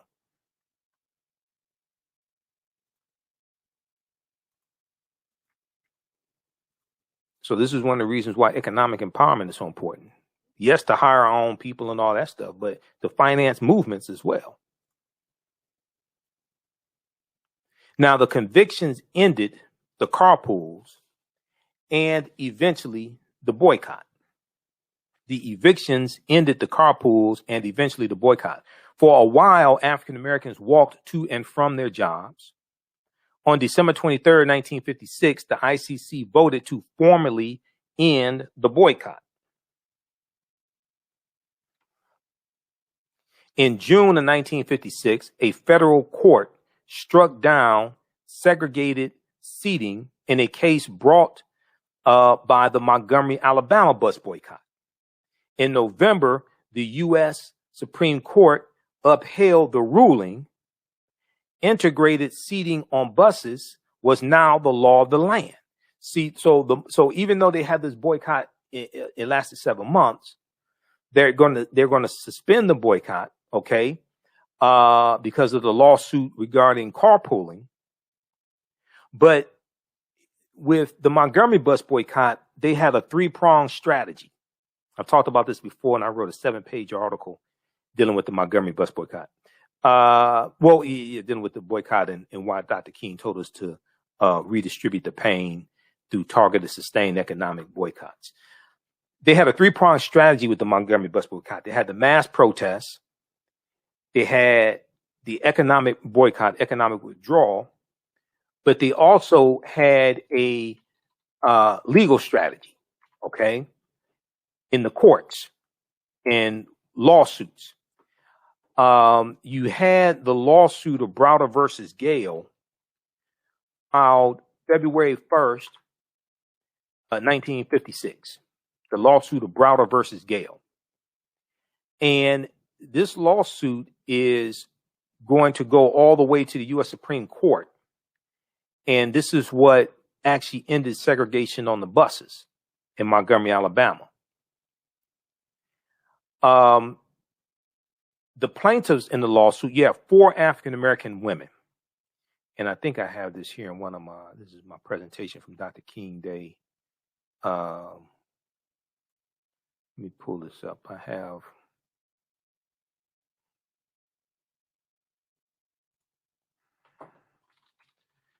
have this slide in one of my presentations here. So the plaintiffs in the case were 4 African-American women, Aurelia S. Browder, Claudette Colvin, who 9 months before Rosa Parks refused to give up her seat, Susie McDonald, and Mary Louise Smith. Okay. You had 4 African-American women who were the plaintiffs in the lawsuit. And they sued the mayor of Montgomery, Alabama, Mayor William A. Gale, Gayle, Mayor William A. Gale. They sued the Montgomery Bus Lines, Inc., the Montgomery Bus Company. They sued all these people. They sued the chief of police, city council. And this lawsuit goes all the way to the U.S. Supreme Court. It's going to be appealed. And then in December, right around December 20th, the final verdict comes down that segregation on the buses is unconstitutional. All right. And this is what's going to end. When that verdict came down, they're going to Montgomery Improvement Association ends the Montgomery bus boycott. Contrary to popular belief, they didn't put the bus company out of business. Bus company lost a lot of money, but they didn't put the bus company out of business or anything like that. The lawsuit was filed February 1st, 1956 by attorney Fred Gray and Charles D. Langford. Now, attorney Fred Gray is going to be the same attorney who files the lawsuit in about 1973 or so on behalf of the survivors of the Tuskegee experiment of untreated syphilis in the Negro male, also known as the Tuskegee experiment. It's attorney Fred Gray who's going to file the lawsuit on behalf of those survivors and their descendants and get their family and get reparations also. Okay. This lawsuit, February 1st, 1956, this was filed 2 days after white supremacists bombed Dr. King's house. Okay. And his house was bombed twice in 1956, once in late January 56 and then also in September 1956. Now, Janetta Reese was also a plaintiff in the case, but outside pressure convinced Janetta Reese to withdraw from the case in February. But you had these African-American women who were plaintiffs in this lawsuit known as Browder versus Gale. And this lawsuit is going to end segregation on the buses in Montgomery, but it's end segregation on buses everywhere. It becomes law all across the country, not just in Montgomery, Alabama. And that impacts what's taking place in Tallahassee, Florida as well. Okay. Those are slides from my lecture, The Distortion of the Legacy of Dr. Martin Luther King Jr., the Revolutionary, will not be televised on the television. That's available at our website, AfricanHistoryNetwork.com. All my DVD lectures and digital downloads are there. Okay, let's continue here.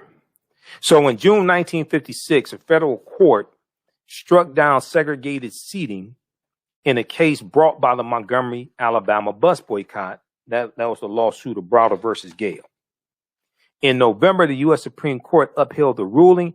Integrated seating on buses was now the law of the land.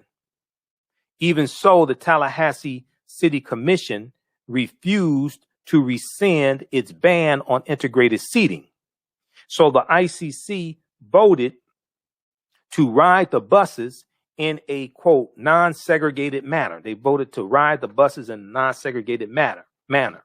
Starting on Christmas Eve, the Reverend C.K. Steele and other ICC members began riding the buses, sitting in the front, whites only section. A Life magazine photographer captured the often published photo of the Reverend C.K. Steele and Bethel AME pastor H. McNeil Harris riding at the front of the bus. Bus manager Charles Carter and 9 bus drivers were arrested for allowing the integrated bus rides. Okay, but they say, wait a second, man, that's the law of the land. You're gonna arrest us for you're gonna arrest us for following the law of the land? This is in Tallahassee, Florida. This bus boycott is going to plant the seeds of civil rights, the civil rights struggle in Tallahassee, Florida, and is going to change Tallahassee forever as well. And a lot of people don't know about this bus boycott. A lot of people talk about Montgomery bus boycott, but there were a number of bus boycotts, transportation boycotts that took place. How's everybody doing? Okay, how y'all like this type of information?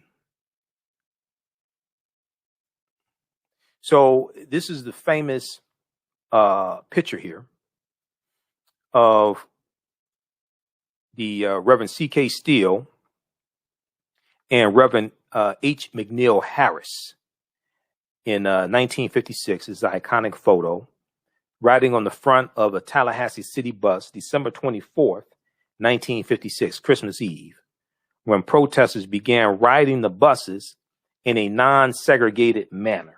They began riding the buses in a non-segregated manner.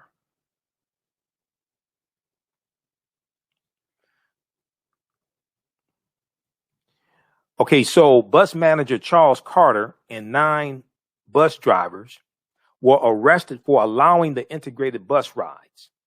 The city announced it would revoke the then private bus company's charter. The city announced it would revoke the then private bus company's charter. Reverend C.K. Steele and the ICC responded by calling for a mass integrated ride on December 27th, 1956. So this is 2 days after Christmas, December 27th, 1956. But when 200 white youths showed up with baseball bats and rocks at the bus terminal at Park Avenue and Monroe Street, the protest was called off.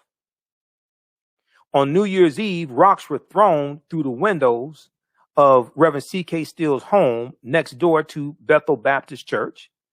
And 2 weeks later, gunshots were fired through the windows of Dan Speed's grocery store. Now, Dan Speed was the one who loaned the who paid the $11,000 in fines for the people involved in the carpool who had to go to court and were hit with $500 fines. The 22 people were hit with $500 fines. Dan Speed, who owned the grocery store, they're going to 2 weeks later fire gunshots through the windows of his grocery store. On January 3rd, a cross was burned on the front lawn of Bethel Baptist Church. Now, the violence dismayed even the white community. The Tallahassee Democrat newspaper wrote an editorial condemning the cross burning as a, quote, shameful device unbecoming any citizen of a free country, unbecoming of a citizen of a free country. Governor Leroy Collins, a Tallahassee native, stepped in to head off further violence. On January 1st, he suspended the bus service. On January 1st, Governor Collins suspended the bus service. This would be January 1st, 1957.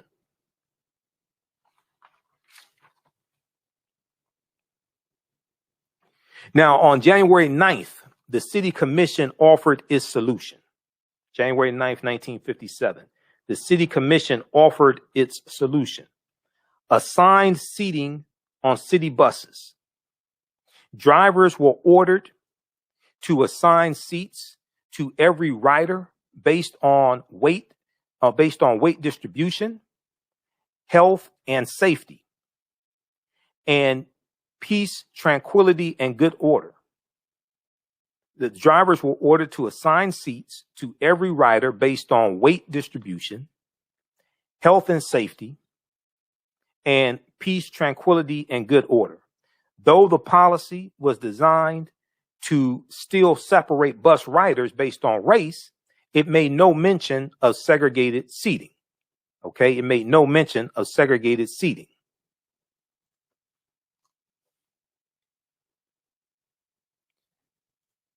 All right, and let me flip over to this here.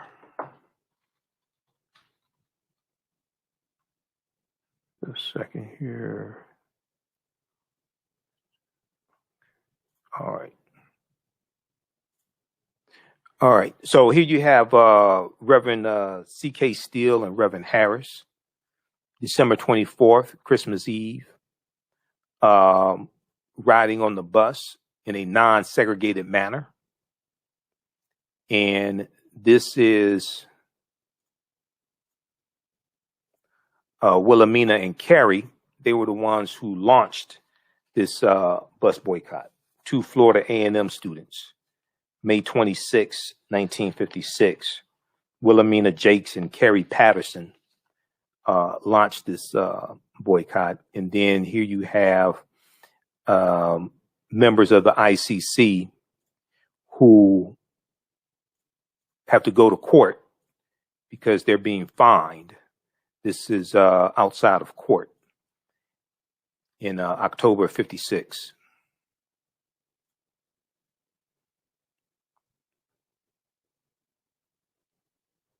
So you're going to have Governor Leroy Collins of Tallahassee, of Florida, governor of Florida. He stepped in to head off further violence. On January 1st, 1957, he suspended the bus service. Now, the January 9th, the city commission offered a solution to assigned seating on city buses. The policy satisfied Governor Collins, who lifted the ban on the buses, but African Americans continued their unofficial boycott, and the buses operated half full for a week. Now, on January 19th, 1957, the ICC tried a new tactic. 3 African-American Florida A&M University students and 3 white Florida State University students boarded a bus and took their assigned seats. Once the bus began moving, one student named Joe Spagna, S-P-A-G-N-A, jumped up and traded seats with one of the black students, creating 2 interracial groups of riders. When Joe Spagna refused to return to his seat, the driver drove the bus to the police station. All right, so they're still focused on breaking the back of segregation in Tallahassee. They're still focused on breaking the back of segregation in Tallahassee. Now, when Joe Spagna refused to return to his seat, the driver drove the bus to the police station, where Joe Spagna and his 2 African-American companions, Leonard Speed and Johnny Herndon, were arrested. Now, Judge John Rudd found all 3 of them guilty, sentencing each to 60 days in jail and a $500 fine. The case was appealed all the way to the U.S. Supreme Court, which refused to hear the case. In June of 1958, Herndon and Speed served 15 days of their sentences before Judge Rudd released them. Joe Spagna, the only white person arrested during the boycott, had already graduated and left Tallahassee, Florida. Under pressure, so he was the only white person arrested. Let me see. Guilty, sentencing each to 60 days. Okay. Case was okay. Under pressure from Governor Collins, from a Governor Collins appointed biracial committee, the bus company was allowed to gradually rescind its assigned seating program. Okay, under pressure from a Governor Collins appointed biracial committee, the bus company was allowed to gradually rescind its assigned seating program. African Americans began returning to the buses. Though the assigned seating ordinance was never officially repealed, it was considered wiped from the books when the bus company was sold to the city in 1974. Now, here are here's a picture of David Moore, and David Moore he's one of the first African American bus drivers there in Tallahassee, Florida. Let me pull this up here.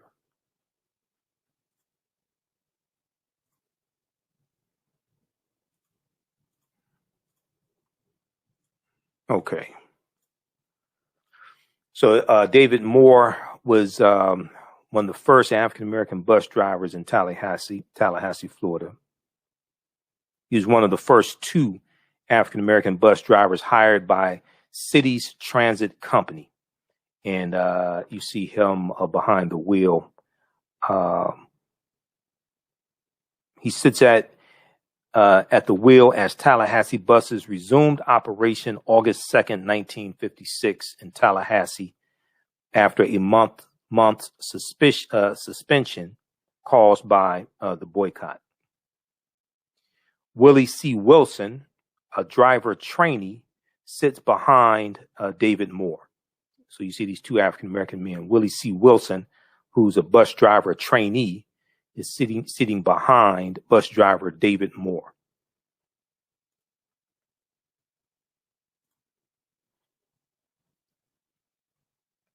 Now, the Tallahassee bus boycott, which started May 26, 1956, started 5 months after the Montgomery bus boycott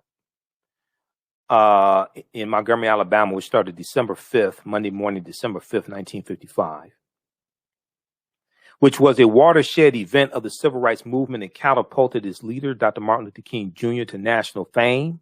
There also were bus boycotts in Atlanta, Miami, Tampa, Florida, Baton Rouge, Louisiana. There was one in Baton Rouge in 1953, and Columbia, South Carolina. Montgomery, Alabama was not the only one. But Tallahassee's bus boycott had made a mark. On May 26, 1957, the ICC celebrated the one-year anniversary of the bus boycott with a rally that drew Dr. King to Tallahassee, Florida, to speak.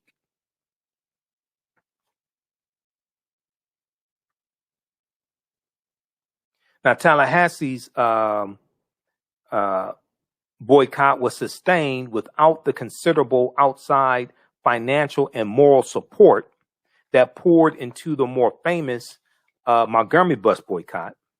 It proved that local blacks in other Southern communities could sustain an indigenous and ongoing protest movement against segregation.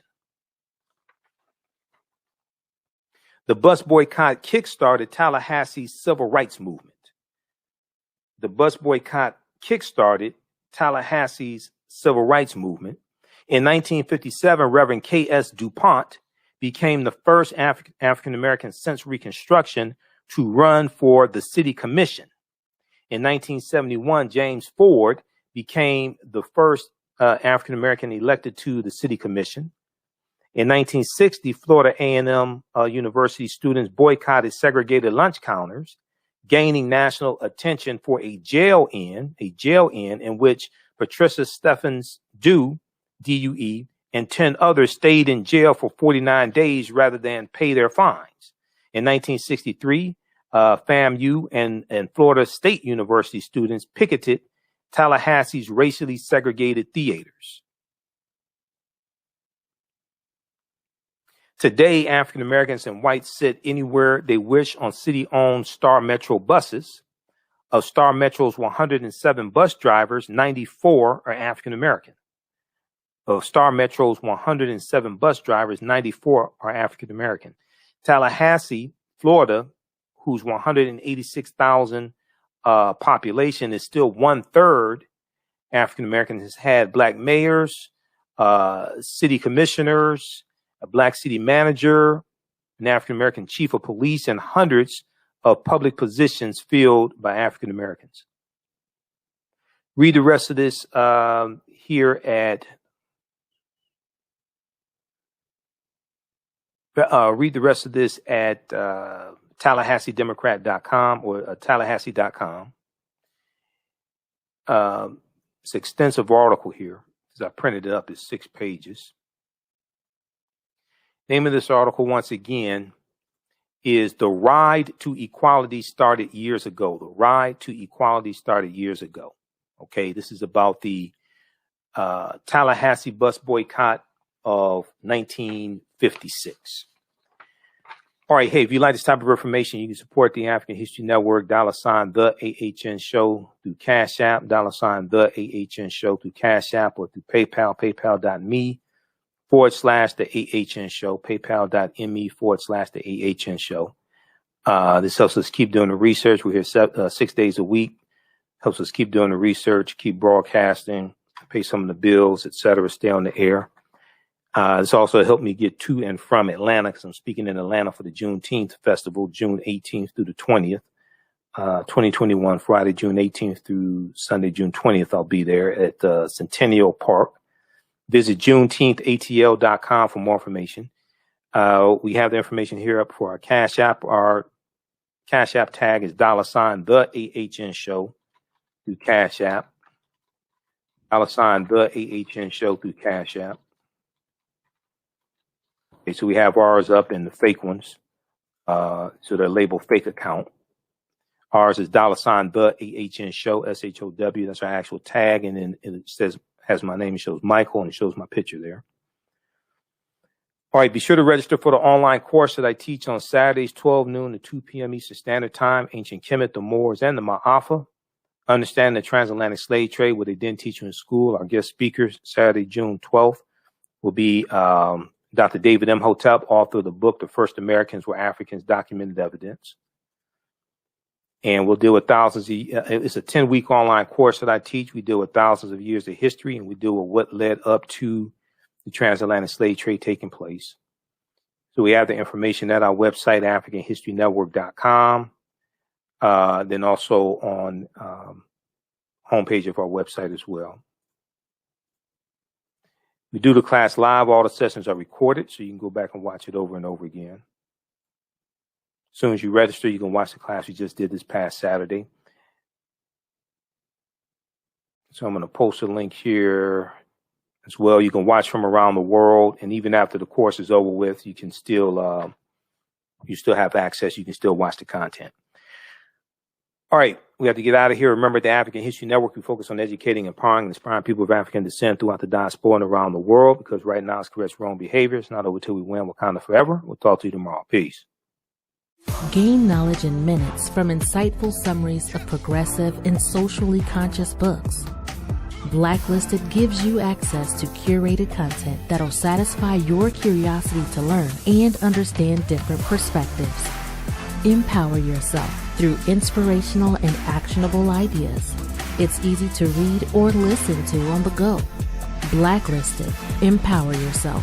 Start your free trial today.